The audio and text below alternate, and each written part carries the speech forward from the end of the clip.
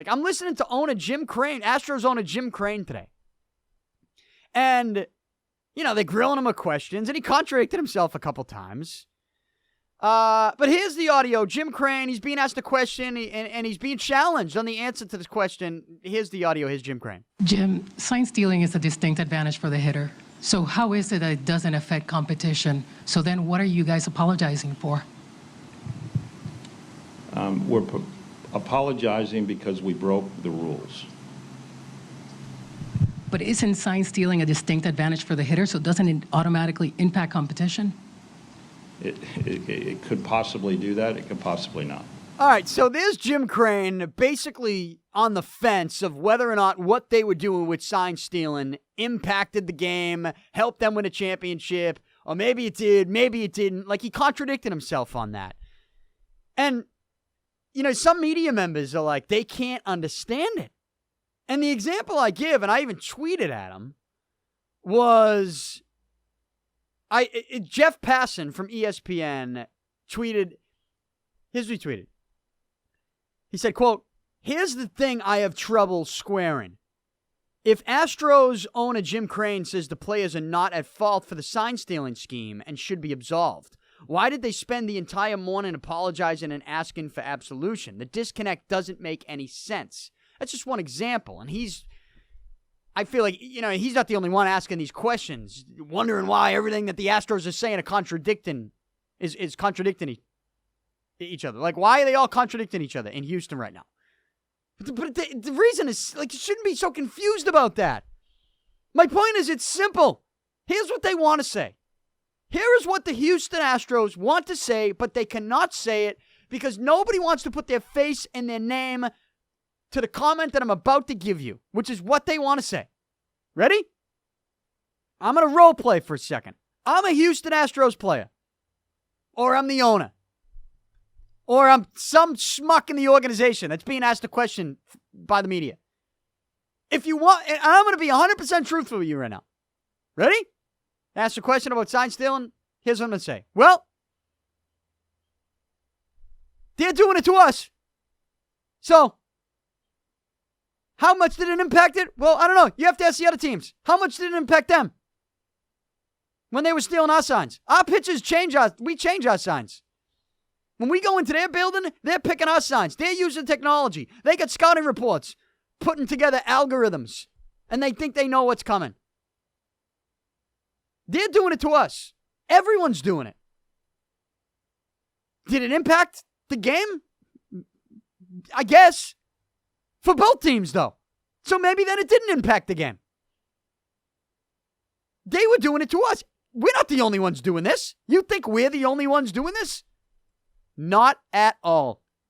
We're just better at doing it than them. And our pitching staff, they change signs better than other teams change theirs. So did we do anything wrong? No. Is the championship tarnished? No. Because the team we were playing in the World Series was doing the same thing in their building.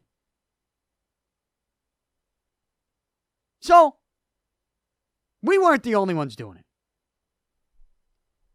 That's what the Astros want to say. That's what they want to say, but they can't say that. They can't say that because then this will never go away. They just want it to go away. The Astros wanted to get this press conference over with today, even if they contradicted themselves, sounded like idiots. And but I'm not even like, I get it. I get it. It's the reporters and the media, the people who are supposed to be knowledgeable about this stuff, who are like so confused that they contradict themselves. They tweet out the following. They're like, "Oh, this is a bad look. He's saying this, that, the other thing. It contradicts what this guy said. This is a bad look. I didn't think it could get worse, but it has." Shut up. Like, you know how corny that is? What, you so self-righteous that, like, everybody's got to tell you the truth? And if they don't tell you the truth, then there's something up here. Well, no, it's simple. But these guys don't want to use common sense because they don't want to accept the fact that it's not just the Houston Astros. If they accept the fact that other teams are doing the same stuff. All right, the trash can situation. But do you know how players feel about the trash can situation? That's important. Like, to a man? I'm not talking about publicly putting a microphone and a camera in some guy's face and be like, tell me how you feel about the other team smashing a trash can. Of course they're going to be like, that's bullshit. The only truth you're going to get in this situation is either from a pitcher who's pissed off that's getting his signs picked, or an anonymous player who doesn't want to put his face and his name to it because he doesn't want to be that guy. He doesn't want to be the rat, and he doesn't want to then be investigated. Because if somebody wanted to put their face and their name to it, they would be told to shut up real quick, like some players were on Twitter when this first came out.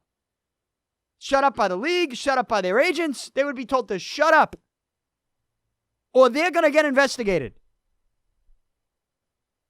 The players just want this to go away, but to a man, it's the anonymous players, it's the anonymous hitters currently in Major League Baseball that will tell you the full truth. And that's why my story that I wrote on my website, it's pinned to the top of my website, DannyPicard.com. It's called Living on the Edge.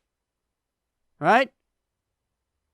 Living on the Edge. Baseball's love-hate relationship with technology and how a chosen few are paying the ultimate price for using it. Those chosen few, Alex Cora and Carlos Beltran. Two guys, two baseball lifers, two well-respected guys in the league who find themselves without a job in baseball right now because Rob Manfred put his sheriff's hat on and decided to go, to go all out and throw the hammer down on one team. And the media is buying into it like, oh, this is the only team doing it. You know why? Because there's more drama that way. If they just accepted the fact that even some of the sign-stealing techniques that the Astros are using are being used by other teams, it wouldn't be that crazy, would it? There wouldn't be as much drama to it. They couldn't dramatize it as much as they've been dramatizing it. And if there's no drama, what do they really have? They just have something that's been prevalent since baseball began. Sign stealing. And unique ways to steal those signs. It's, again, the overreaction world that we live in. The overreaction culture. And I did some digging. I wish, and I tweeted this out today, I wish I could tell you one of the players I talked to who I quoted throughout most of my story. I wish I could tell you who it was, because if I could tell you who it was, it honestly would blow the absolute roof off this story. Like it would be crazy. Like, I'm still in shock. So when I went digging, I talked to people, send you around to other people who they think might talk on it and speak truthfully and confirm what they believe. And so you make calls and you send texts and you shoot out messages. And, there are a couple people that I was shocked actually responded to me. But they had a point to make. These people had a point. Like, they weren't getting paid, but they didn't want their name or their face on it, but they told the truth. There's one player that I wish I could tell you who it was, because I'm still shocked. To this day. It's the reason why I keep pumping this out, to be such a big story. Because I think it is a big story. Because I think the truth lies within what an anonymous hitter has to say. Not a pitcher. The pitchers, they don't want their signs stolen, and I get it. But the hitter's response to that is, well, change your signs, and we won't steal them. I mean, it is a simple sign sequence change in which, change it up. Come up with a unique way. Get creative. I'll get back to that in a second. But you won't get the full truth on sign stealing in Major League Baseball unless you listen to anonymous players. I get it. I'm not Ken Rosenthal. I'm not Jeff Passan. I'm not Buster Olney. I'm not Peter Gammons. I'm not Jason Stock. I'm not Tom Verducci. I'm not any of these guys. So they don't take me as seriously, and the public doesn't take me as someone like me as seriously because they don't know me. So I understand that aspect of it. But there are some people respected in the baseball world that do know me. Okay? There are people well respected in the media that do know me, that fail to pump this story out for whatever reason. You're going to have to ask them. And I think if some of these people in the baseball media who do know me, if they did pump this out, then it would pick up steam. I think it would open some eyes. I appreciate those who have pumped it out, but I just think that if you actually read it and see what at least one of these anonymous players and anonymous hitters that I mention in this story, and quote, throughout most of the story, if you listen to what he has to say, to me, this is the only truth that we have heard on this situation since Rob Manfred's report came out. And one of the quotes that I give at the very beginning sums it up. One of the anonymous hitters that I talked to, and the one that I told you I wish I could tell you who it was, but I can't, because he spoke, on the condition of he wanted to be anonymous. He said, quote, "I don't know if cutting the head off a snake is the right thing to do because there's a lot of snakes." He continues, "To get rid of Cora and Beltran and do it like this, you're opening up Pandora's box because there's a lot of teams. Now, they might not be as successful as the Astros are doing it, but a lot of teams are doing this. And the successful ones are consistently in the playoffs." The first part of that quote, when talking about sign stealing and the use of technology to steal signs, and specifically asked about the Astros, and to clarify, this player has never played for the Astros, has never played for any of the teams I mentioned in this report, has never played for the Dodgers, has never played for the Red Sox, has never played for the Yankees. But this player said, quote, "I don't know if cutting the head off a snake is the right thing to do because there's a lot of snakes. A lot of teams do this, and the successful ones are consistently in the playoffs."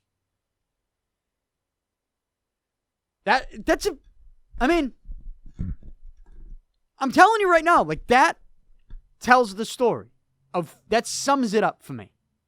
You should read the rest of the story, but really, if you just wanted to read that quote, that should sum it up. Oh, what, you don't believe him? I tell you what, I wouldn't have reported this if I didn't believe him. I wouldn't have reported this if I didn't get that quote confirmed by other players in the league currently who don't want to say that unless they're anonymous. And why? Because they don't want to get investigated themselves. They don't want to get their own teams in trouble. They all want this to go away. That's it. That's it. That's all they want. They want it to go away. And when I'm listening to the Astros today, I'm hearing them and I'm going, well, they're not being truthful with anyone. And yeah, they're contradicting themselves because they don't know what to say. Because they're trying to dodge. They're trying to not spew out what they really want to tell the world, which is that, you idiots, it's not just us. You think some of the things we were doing to steal signs began with us? You think it began with Alex Cora, you fools? You think it ended with us? You think it's over? You think because Rob Manfred suspended A.J. Hinch and Jeff Luhnow that teams aren't going to use technology to steal signs in 2020? It's a joke. And one of these players that I talked to said that. I'm going to read a couple other quotes. Said, this hitter that I talked to, one of the hitters that I talked to, said, quote, "The average person can't understand that this is part of baseball, that you're stealing signs. That's the basis of it. So, okay, well, we're going to make that public now, fine. But you just created a whole shitstorm. Because since the beginning of time, the beginning of baseball, people are trying to find an edge, trying to find a way to win, to get over on the other guy." End quote. And, listen, I get people will say, well, the Astros were doing it in a way where they were smashing trash cans before every pitch. They didn't have to rely on the guy on second. They were going even beyond a runner from the video replay review room to the dugout to get to the guy on second. They didn't need a guy on second. They just had a guy at the plate listening to a trash can being smashed in his arena in order to know what was coming. Isn't that too much? Well, you would think, yeah, maybe it is a little too much.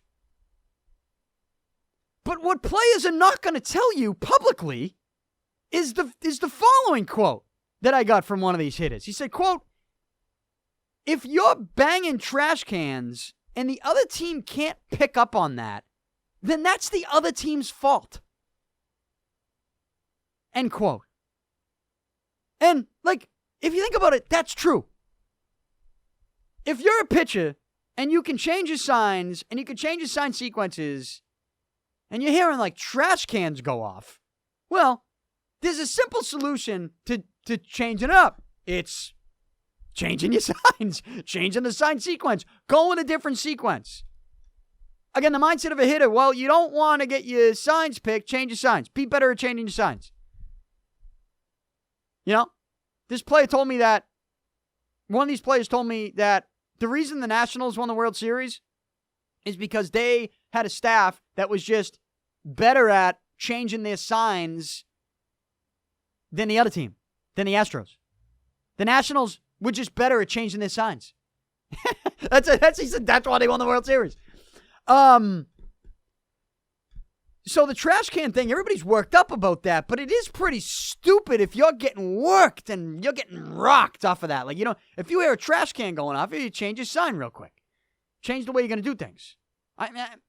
Easy for me to say, right? Easy for me to say. I'm not the pitcher that gets called up from the minor leagues that has maybe one shot to get things done and there's trash cans going off. I get it. And when it comes to the trash can stuff, that was ridiculous. Like, it's ridiculous. But you heard all these other stories this week talking about the code breaker. What's the code breaker? You read that story from the Wall Street Journal. You know what that is?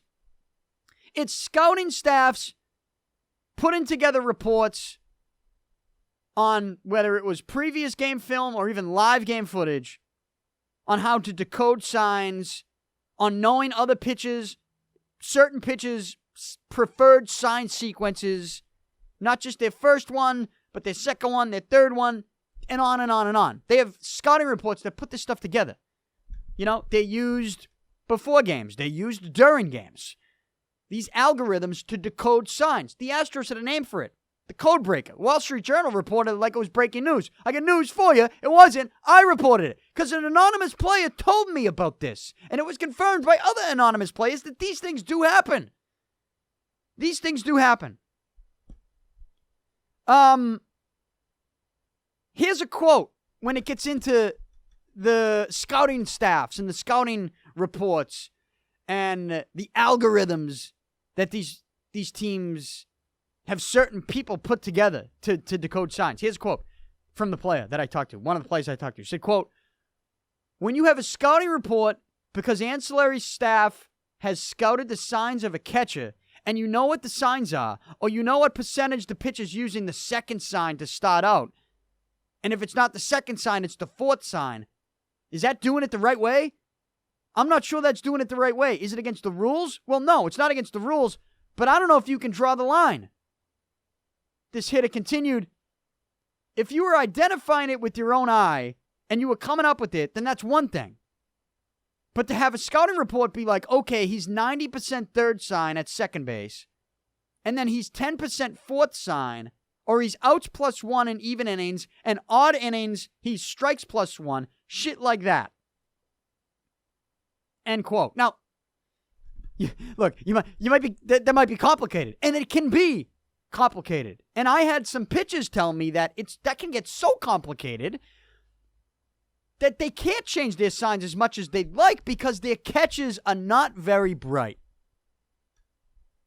Those were real quotes come my way. There's a lot of stuff I couldn't use in this report. That's one of the things I didn't use. That catchers just couldn't understand or they just didn't have the bandwidth in their brain to be able to remember all these different sequences so that the pitcher could keep changing them, or they'd be cross-ups nonstop. So the pitchers have to simplify it maybe more than they'd like. So they can't change their signs as much as hitters might say, well, if you're getting your signs picked, change them. If you hear the trash can going off in Houston, hey, change your signs.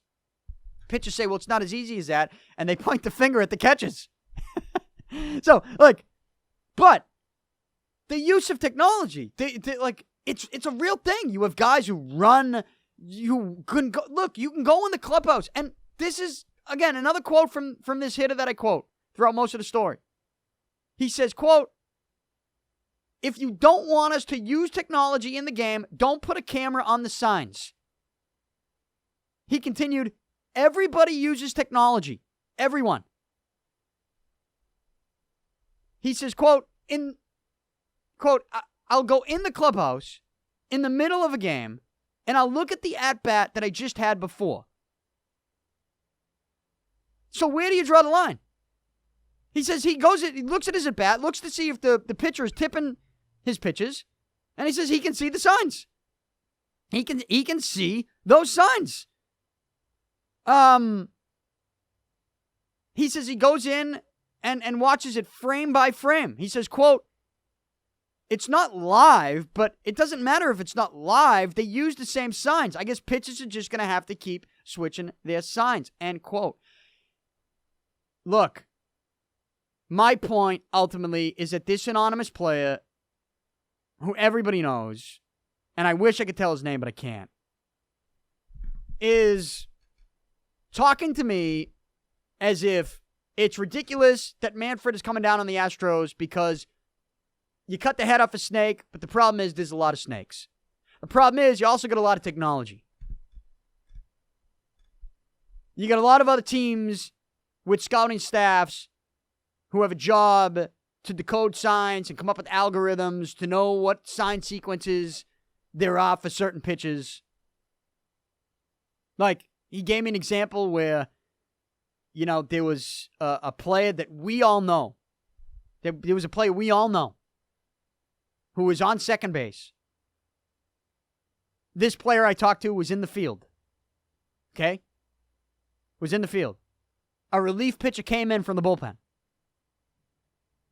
During the pitching change, he overheard the runner on second base and the first base coach, when they came together, they weren't talking about strategy on run the bases. They were talking about the sign sequence that this pitcher coming into the game was going to use in this moment. And he pointed out how ridiculous that was because this pitcher had just got called up from the minor leagues. And yet the scouting staff and the team and the organization knew what his sign sequence was going to be. The first base coach and the runner at second base, in the middle of a game, in the middle of a pitching change, they weren't talking about, hey, just to let you know, it's 2 outs. We're scoring. We contact, you're going. We're scoring. There was no strategy other than the first base coach was telling him what the sign sequence was. And this wasn't the Astros doing it. So, you got to go read the story. And I know for people who don't know me, it's tougher for them to take a story like this from someone like me seriously because I'm not Ken Rosenthal. But I think that's why I got this story. I think that's why this player was willing to talk to me. In a weird way. And I look at it and go, well, I understand why he's doing it anonymously. We even had a conversation about that. About why it was anonymous. About why he was going about it anonymously. You don't want to get investigated. You don't want to throw your own team under the bus. You don't want to throw people you know under the bus. Like I got names of players. I reached out to other players. People confirmed it. It's not just the Astros. I tried to send that message home in this report. And the other message is that the only people that will actually tell the truth on this stuff are anonymous players. So if you are Rosenthal or Passan or Buster Olney or Peter Gammons right now, here's what you should be doing. You should be going to players going, can you talk to me about this? But I'm not going to put your name on it. You're good. You're good. But tell me, what's going on? I had a player that, I did some digging. But there were a couple players that responded that I never thought would. And they did. But they just wanted to be anonymous. And so I went with it. And I wasn't going to go with it if I didn't end up confirming a lot of this stuff with other players. Other current players. None of which, by the way, I didn't talk to a single player that played for Houston, the Red Sox, the Dodgers, or what other team I mentioned, or the Yankees. None of these players played for any of those teams. And yet, they are saying it's not just Houston. It's not. It's not just Houston.